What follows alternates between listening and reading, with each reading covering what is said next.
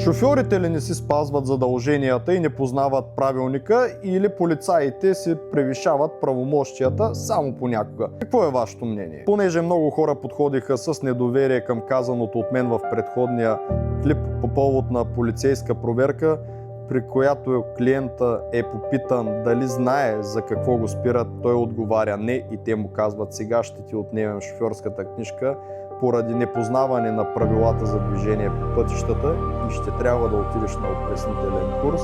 Лично аз мога да кажа, че разговарях с полицейския служител, тъй като клиентът ми се обади по време на проверката и аз пожелах да разговарям с тях, за да разбера каква е реално причината, поради която искат да издадат заповед и да ме отнемат шофьорската книжка.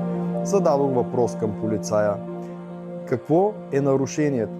Полицаят отговори: господинът беше попитан защо го спираме, а той отговори, че не знае, следователно той не познава закона за движение по пътищата. Зададох втори въпрос: добре, каква е причината, т.е. какво е основанието, което ще посочите в заповедта, която ще издадете? Отговорът беше същия. Точно това, той не познава правилата за движение по пътищата. В крайна сметка заповед не беше издадена и шофьорската ми книжка не беше отнета.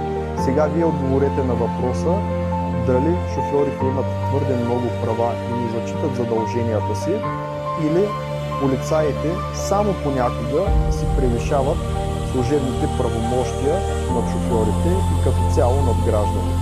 И така, всеки, който не вярва, че за подобно нещо може да остане без шофьорска книжка заради издаване на заповед от полицията, трябва да знаете, че е възможно да попаднете в такава ситуация и да ви бъде отнета шофьорската книжка, а дали това е законосъобразно или не, ще реши съдът.